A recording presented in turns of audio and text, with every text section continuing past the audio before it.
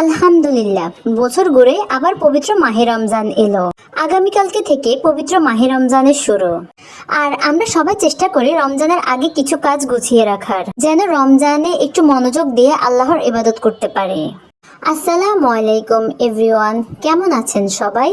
বছর ঘুরে আবার পবিত্র মাহে রমজান এলো, আর রমজানের প্রস্তুতি হিসেবে কি কি কাজগুলো গুছিয়ে রেখেছি তাই নিয়ে আমার আজকের ব্লগ ভিডিওটি যদি আপনাদের ভালো লাগে তাহলে অবশ্যই পাশে থাকবেন।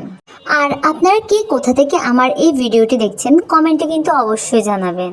আমরা সবাই কম বেশি চেষ্টা করি রমজানের আগে কিছু কাজ গুছিয়ে রাখার, আর যে কাজগুলো আমাদের রমজানে বেশি করতে হয় সেগুলো যদি আগে থেকে কিছুটা গুছিয়ে রাখা হয় তাহলে কিন্তু অনেকখানি ভালো হয়। আজকে আমি আমার বেশ কিছু কাজ গুছিয়ে রাখার চেষ্টা করেছি। আজকে সারা দিনে মোটামুটি খুব ব্যস্ততার মধ্যে গিয়েছে। একটু বেশি করে আদা রসুন পেস্ট করে রেখেছি যেন অনেক দিন চলে যায়। আমি মূলত 4-5 দিন পর পরে আদা রসুন পেস্ট করে, কিন্তু এবার অনেক বেশি করেই করেছি।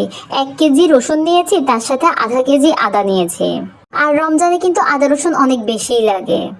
গতকালকে রাতে সবকিছু কেটে রেখেছি, আর সকালবেলা সব পেস্ট করে তারপরে বক্সে করে ফ্রিজে রেখেছি। আমাদের যাদের কোনো হেল্পিং হ্যান্ড নেই তারা যদি আগে থেকে এরকম কাজগুলো গুছিয়ে রাখে তাহলে রমজানে রান্নার সময় আর বেশি ঝামেলায় পড়তে হয় না। আর গুছিয়ে রাখলে যে কোনো কাজে অনেক দ্রুত করে শেষ করা যায়। কিছু ছোলা বুটো সিদ্ধ করে রেখেছি। বুটগুলো রাতে ভিজিয়ে রেখেছিলাম আর সকালে সিদ্ধ করে নিয়েছি। সিদ্ধ করার সময় একসাথে আলু দিয়ে দিয়েছি। অনেকেই শুধু লবণ দিয়ে বুট সিদ্ধ করে, আর সিদ্ধ হওয়ার পর বুটের মধ্যে যে পানিটা থাকে সেটা ছেঁকে ফেলে দেয়। কিন্তু আমি ছোট থেকে আমার আম্মাকে এভাবে বুট সিদ্ধ করতে দেখেছি, তাই এখন আমিও এভাবে সিদ্ধ করি। বুট সিদ্ধ হলে ঠান্ডা করে বক্সে ভরে নিয়েছি।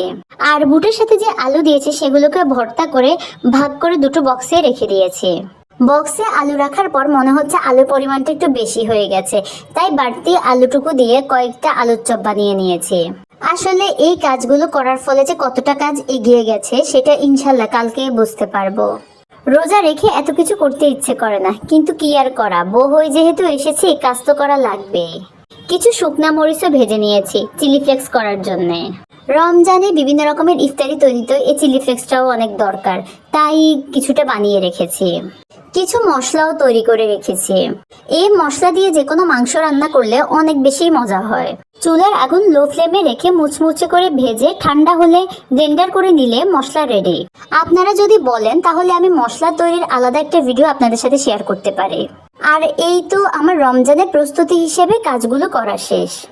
এই রমজানে আমরা সবাই সবার জন্য বেশি বেশি করে দোয়া করি, আল্লাহ যেন সবাইকে সুস্থ রাখে এবং সবগুলো রোজা রাখার তৌফিক দান করে। আর আজকে এখানেই শেষ, সবাই ভালো থাকবেন, ধন্যবাদ।